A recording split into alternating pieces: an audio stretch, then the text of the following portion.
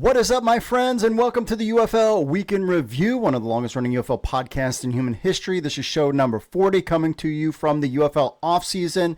On this week's episode, should the UFL change its start date to February in 2026?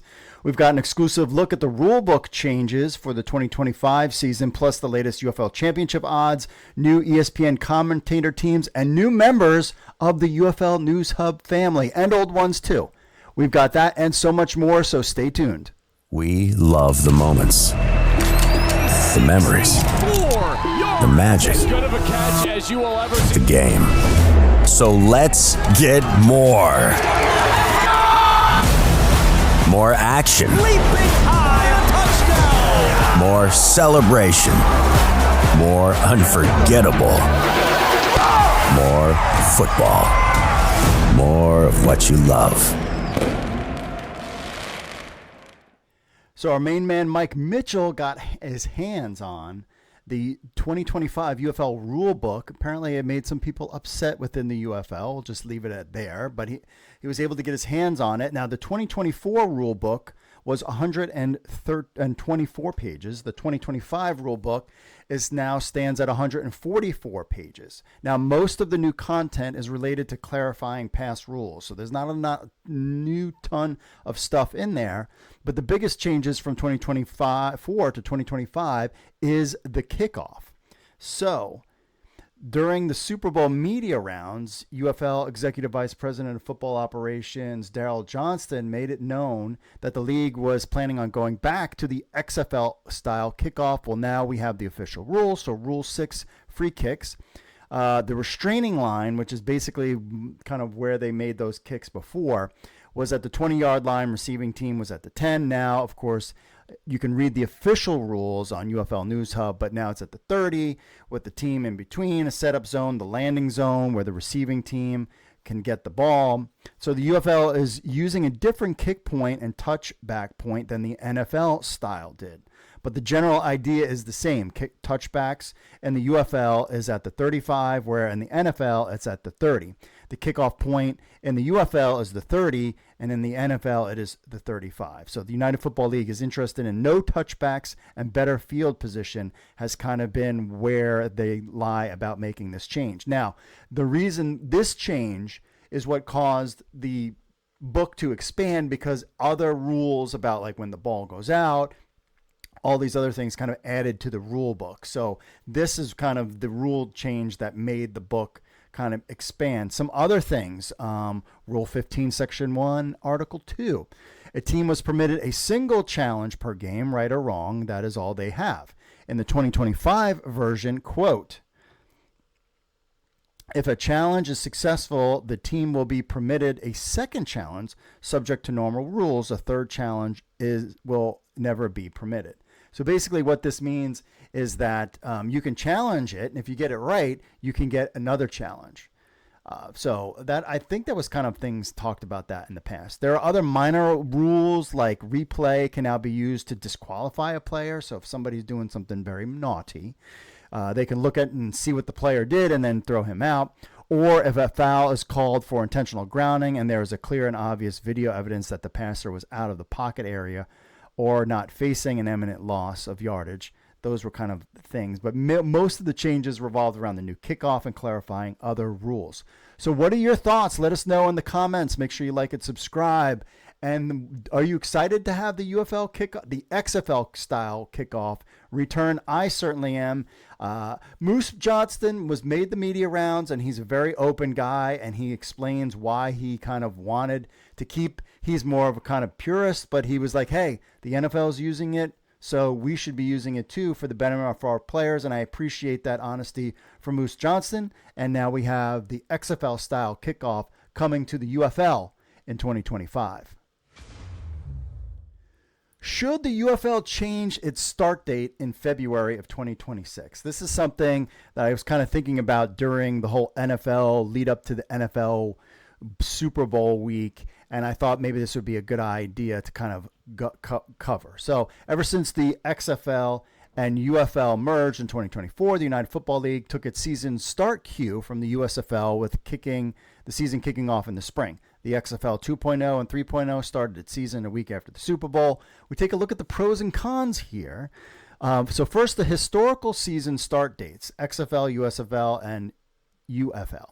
So to understand the landscape, we need to look back in the past. So the XFL, always in its history, started in February. The 2001 XFL started February 3rd with the championship game April 21st. Of course, we know what happened in 2020 and in 2023. The USFL, they started in 2022 and 2023. They started in April. And then now we're starting in March, end of March with the UFL. In 2024, it was March 30th. And then, of course, now because we have the Friday game, it's March 28th. So the XFL positions its 2020 and 2023 seasons with the February kickoff starting immediately after the NFL Super Bowl. The USFL, during its recent run, chose April for its launching pad, placing it later in the sports calendar.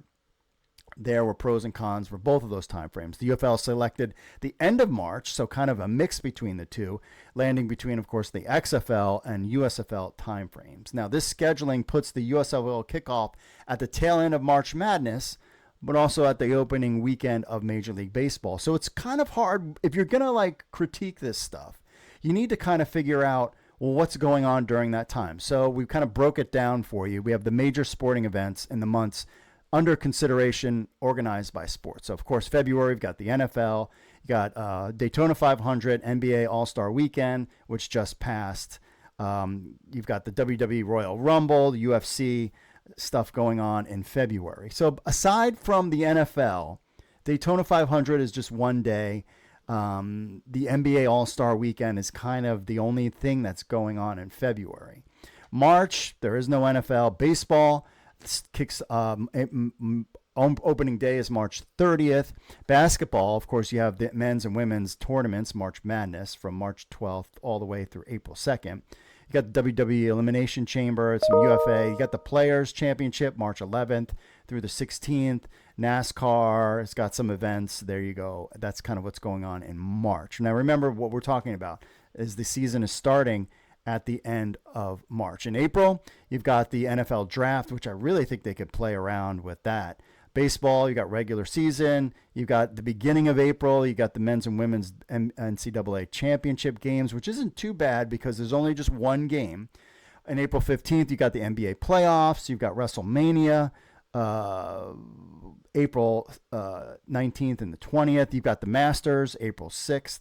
And then you've got some Food City and NHL playoffs and the Masters. We talked about that. Then in June, of course, you got Major League Baseball, the NBA Finals, the NBA Draft. Nothing really going on in June. You got the U.S. Open, June 15th through the 18th. And then Kentucky Derby, Stanley Cup Finals, French Open. Those are kind of things. So the reason why the San Antonio Brahmas only have 4 games, of course, this season is because of March Madness. They're having stuff in San Antonio. So that's why you're only getting 4 games. Now, March proved to be troubling for the XFL in 2023 because we got to take a look at the history.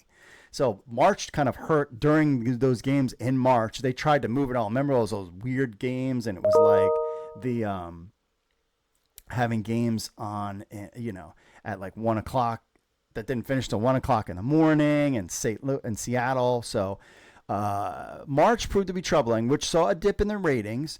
The XFL executives burying games in little watched cable channels, but the XFL did have something, momentum in a post-Super Bowl landscape. So let's look at the pros and cons of starting in February, which I like the warm weather, but I kind of think they should start in February. So NFL fans, of course, are craving to watch something. Put UFL games on Friday, Saturday, and Sunday after the Pro Bowl, the little flag football game. Who cares about that? This year's game is on Sunday was at Sunday at 3 p.m. Eastern on ESPN. You could have had a game Friday, you could have had 2 games Saturday, and you could have had 1 game Sunday. This would be a huge lead-in because people are craving sports and they could get up their taste of the UFL. Now remember, the UFL and the NFL are partnering together. Like the UFL playing games during this time period is not going to hurt the NFL at all. They're fine.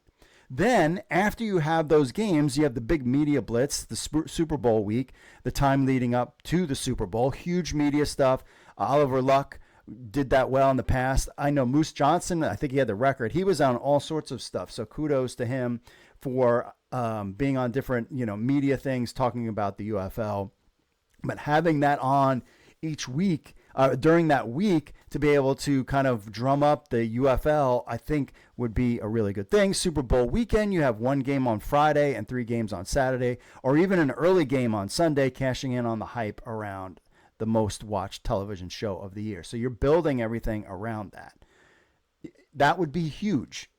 You can even do games like, depending on where it is, then allow fans to stay in the stadium to watch the Super Bowl. You know what I mean? You could play around with that and it would be really good. Now, Daytona 500 is the next week on Fox, which could be another good lead-in, giving the league 3 good weekends in a row to kickstart the season. Now, for the UFL players, it is why most of them are in the league in the first place, which is getting to the NFL, getting an NFL camp invite. NFL training camps typically start between mid to late July. Since the season would finish in May, it gives players plenty of chance to heal up and get ready for training camp and get signed to a team. The late finish of the USFL season was a knock against it because the NFL camps rosters were almost full by the end of the season, plus players were still a bit dinged up with a little time to recover before camp started. The cons. One simple one, of course, for me is the weather. We break down the weather in Arlington, Texas, Birmingham, Alabama, and Washington, D.C., and Memphis. It's going to be colder in the 50s and 60s. Not too bad, but with some raining. But again, you still have St. Louis, Michigan, and San Antonio are in domes. And so the league could work around that and have more dome games earlier in the season with the Defenders and Showboats on the road for the first 2 weeks. That could kind of help things out. The biggest con, of course, is March Madness. The season would be good for February and the beginning of March, but right when the UFL season has its playoff implications, you've got college basketball will be front and center. So the UFL regular season season weekend would be the same as the March Madness finals. That's the problem, which the league would work around since there was less games, but that didn't help the XFL. That didn't help the XFL in 2023, which saw a big ratings drop during that weekend. The UFL TV ratings in 2024, however, were good during that March kind of April time frame. So those are just some things to think about. Let us know what you think in the comments. There will be some type of shift. I will tell you this from what I'm hearing from the UFL schedule in 2026. There are 2 changes on the horizon. One is the expansion of 2 new UFL teams. Would the UFL expand its season to 12 weeks or keep it at 10? That is something that we need to keep an eye on. From what I've been hearing from sources at this point is that they want to still keep it at 10 weeks, even though they're going to add new teams, 2 new teams next year. I'm thinking a team in Columbus, Ohio, and Seattle will return. That's just kind of my take. The second and bigger factor is the 2026 FIFA World Cup. It's scheduled to take place from June 11th to July 19th, and it's in the United States. This year, the UFL Championship game is taking place on June 14th. So that might play a role in moving games around. The most important UFL game would be buried in the biggest story, sports story, and games in the world in 2026. So some type of shift in the schedule should be expected. That's what I'm hearing. So if the UFL and NFL can agree on letting the United Football League get some juice from the Super Bowl hype, it would be a huge win for spring football. As much as I personally like the warmer weather games, the power within the UFL feel that the league is more of a TV show than a sports league, so they shouldn't really care about having butts in the seats per se. It doesn't matter as much as the ratings, and if you can piggyback on the biggest TV show of the year, then you need to do it and change it in 2026. So I break it all down for you, the pros and cons. Let us know what you think in the comments. Make sure you like and subscribe. And do you think that the UFL should change its start date from the end of March to basically, I'm saying, is the beginning of February? Let us know in the comments. Hey, football fans! Just because the NFL season has wrapped doesn't mean the thrill of fantasy football has to end. Introducing NewsHubFantasy.com, your year-round fantasy football haven. Dive into the action with the United Football League and Canadian Football League. Whether it's the UFL's dynamic plays or the CFL's strategic battles, we've got you covered with fantasy leagues and weekly pick'em games that keep the competition fierce and the stakes high, all season long. Best of all, it's absolutely free. join existing leagues to challenge the community, or create private leagues to compete with friends. With newshubfantasy.com, the game never stops. Strategy, camaraderie, and the chase for fantasy football glory continues beyond the NFL, bringing you closer to the sport you love every day. Don't sit on the sidelines. Visit newshubfantasy.com today, sign up for free, and keep your fantasy football season going. Because here, the game never ends. newshubfantasy.com, where football fantasy lives all year round. The UFL Championship odds are up, and Birmingham, of course, no shocker there, leads the way. So less than 10 days before UFL training camp is set to begin on February 27th, DraftKings has released the UFL Championship odds for the 2025 season. Birmingham Stallions, of course, lead the way, followed by the Battlehawks. So we have it right here. So we've got the Birmingham Stallions at plus 200, Battlehawks plus 350. America's team, your team, the DC Defenders. Remember, if you don't have a team, your team is DC Defenders, because Washington, D.C. is the state capital of the country that you live in, at least for now. Plus 600. San Antonio Brahmas are also plus 600. The Michigan Panthers plus 650. And those are, the top teams. Now look at Arlington Renegades plus 1,100. Memphis Showboats plus 1,500. And Roughnecks plus 1,800. Those are the numbers there. Now, these are according to Vegas, with the top 4 teams, of course, is the Stallions, Battlehawks, Defenders, and Brahmas. Some interesting things to note. The Brahmas are a big change from the 2024 season, as they were picked last but made it all the way to the UFL Championship game. The Panthers were picked second to last, and they made it all the way to the USFL Conference Championship game. Here's a look at the 2024 betting odds. So the Stallions, Battlehawks, Defenders, Arlington Renegades, and I thought they were high. Houston Roughnecks, I also thought they were high. Memphis Showboats, I figured right where it is. The Brahmas, I was surprised at 1,500. They were plus 1,500. Michigan Panthers were plus 1,300. Brahmas, Wade Phillips, high-powered offense. I was surprised by that. But now you see, I really think the betting odds, again, but no one knew anything. But now that we know the coaches, we know everything, I think that could be the same. So it'll be interesting to see if there's the same type of turnaround in 2025 with both of the bottom teams. The Houston Roughnecks have a new GM in Will Lewis. I still think they will be at the bottom of the pack. I'm pretty certain in that, but you never know.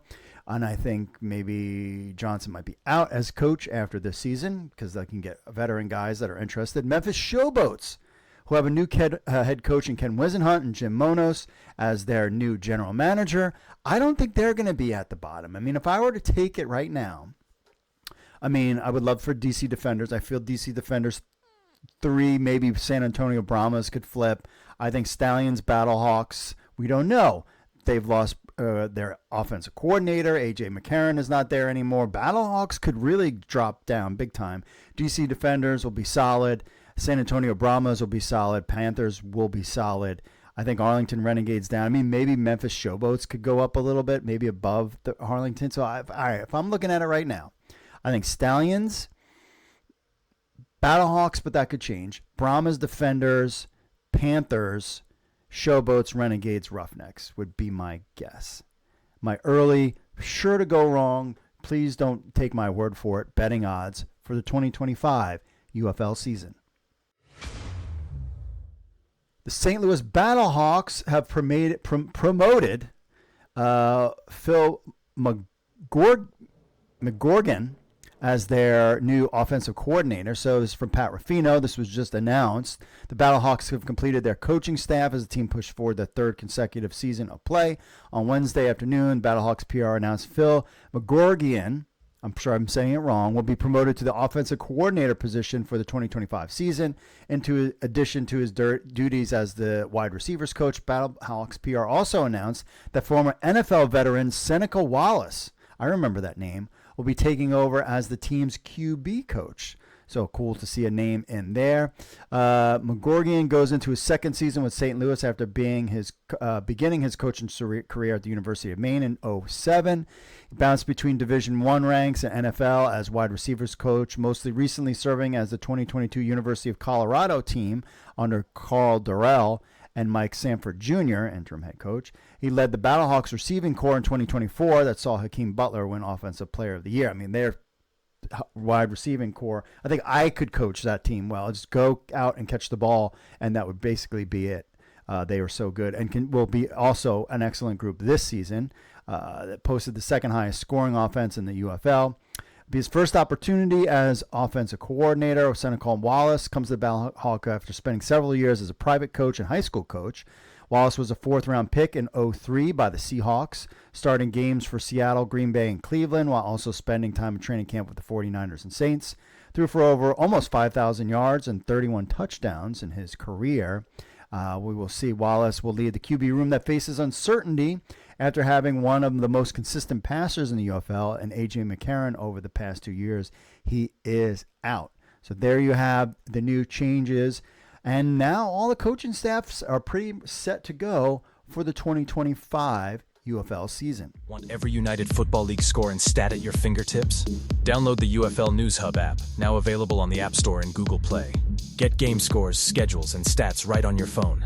Set up alerts for breaking news. Check standings and league leaders with just a tap. The UFL News Hub keeps you connected with game scores, team schedules, start times, player stats, and rankings. Don't miss out on UFL action. Download the UFL News Hub app today on the App Store or Google Play Store.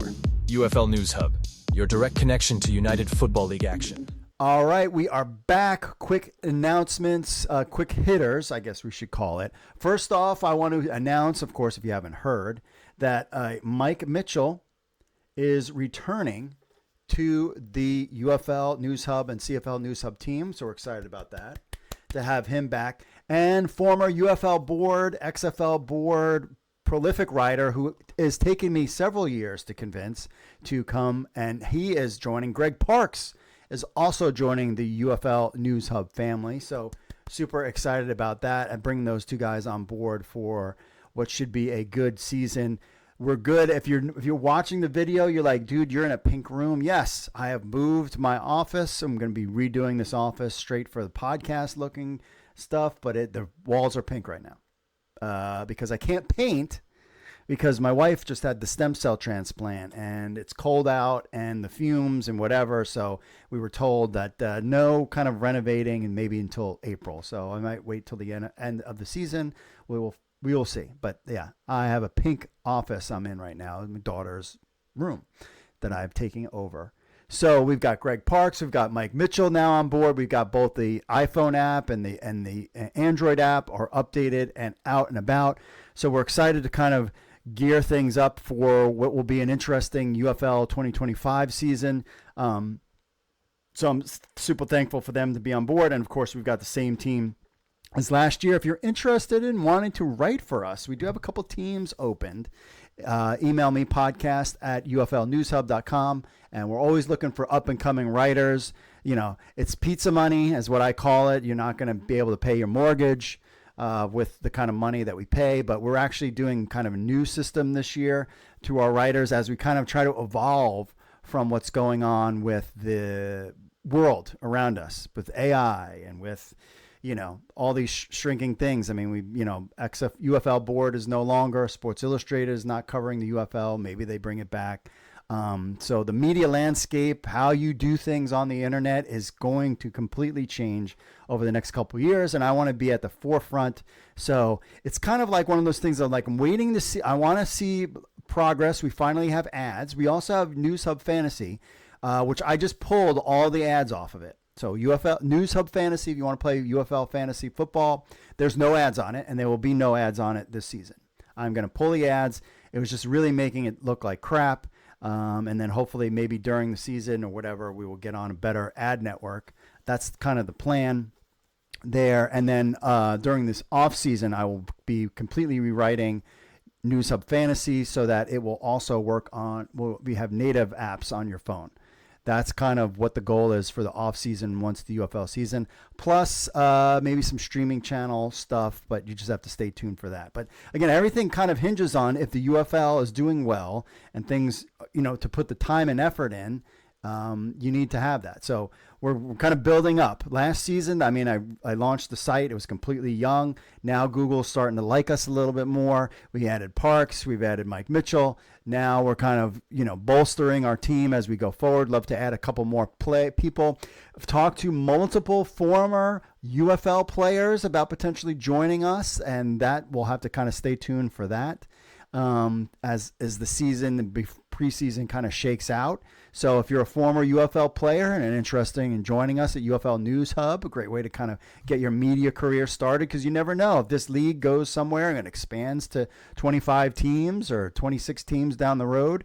They're going to want people with veteran experience with the league, and this is the way to start. Again, you're not breaking the bank, because I ain't breaking the bank, but definitely join us podcast at UFL News Hub if you're interested in that. So those are the announcements too. My wife is doing well. I'm doing good. And I'm in a pink room now. So there you go. Super excited about the season. I wasn't sure if she was going to make the first game, but I have a feeling that she will. I have a feeling that she will be at the first game. And we're doing all this podcast differently. Everything is kind of being done differently now. I'm just kind of trying to upgrade things and seeing where it goes. So anyway, UFL announced its ESPN commentator teams. Now, I remember Fox took forever to announce their teams, but Lights, Camera, Action, of course, ESPN, UFL has fans, engaging ways, blah, blah, blah, blah, blah. So the commentator teams are Joe Tressator, Jordan Rogers, that's Aaron Rodgers' brother, I believe, Tom Lungenbill, and Sam Acko. Both guys have worked, and we've interviewed Tom Lungenbill last year. Mark Jones, Roy Philpott, Roddy Jones, Cole Kubrick, and Harry Douglas. We've seen Harry Douglas on the sideline all the time. Cole Kubrick as well. He's joining it. Lowell Gallandino, Kurt Morrison, Aaron McLean, and Aaron Murray. Remember, Aaron Murray used to make play. He does stuff with the SEC, but he was with the Tampa Bay.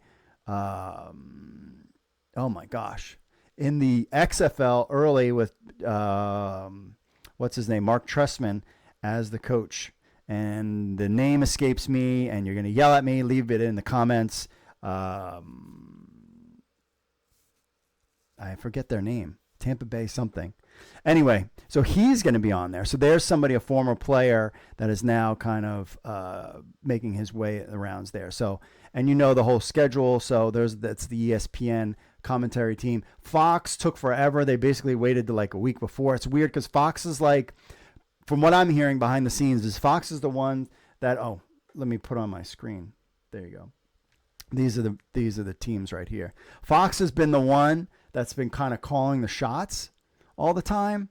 It seems like driving the train, yet when it comes to like promoting the league, they don't do anything.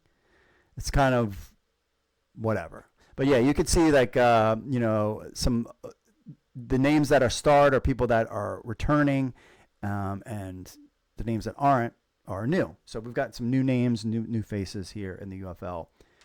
We've got that. So, but yeah, so Fox, we'll see when Fox announces theirs. They waited till the last minute to do it last year. Like, come on, Fox. UFL single game tickets are on sale now, Thursday, February 27th. Well, actually, when it will be. All the league put out. They also have these like videos, more of the defenders you love. They're really trying to push like the kind of local flavor from what we're hearing, more of what you love campaign for each of the season tickets for the fans at home. They got rid of their ticketing department. I question that move, right? Weeks before, like at least let them finish out the season. I mean, to bring in somebody new just before the season even starts, I thought was kind of suspect, I will say. I'm still under the impression that it's kind of the good old boys network of just a friend of a friend is joining the league, and we've talked about this in the past, that they should have new energy and new blood coming to the UFL. But yeah, they got rid of their ticketing team before the season, just before the season started, which I think is kind of dumb, to be honest with you. And finally, ELF and DAZN, whatever it's called, agreed to a multi-year global broadcast deal. So if you want to watch ELF football, which we'll be covering this year, including the AF1 and Indoor Football League, as well as ELF, so we'll be covering that this year. So apparently they are in DAZN, is whatever it's called. European League of Football games are on there. All right, my friends. Well, that's it for me for this week. We're going to probably start hitting it up weekly. We're working on guests, working on bringing things up to speed when it comes to your UFL News Hub as we get UFL news, as we get hyped for the season. So, I mean, right now it's the 19th of 2025, and we've got less than 10 days before training camp starts. And then we start getting into the season. So we'll be cranking it up here at UFL News Hub. So stay tuned. Make sure you like and subscribe to the channel. Leave a comment. We always like to read your comments. Tell us on the comments who your team is this year. We want to know who your team is. Leave that in the comments. That's for it for me, folks. As always, God bless. And I will see you all later.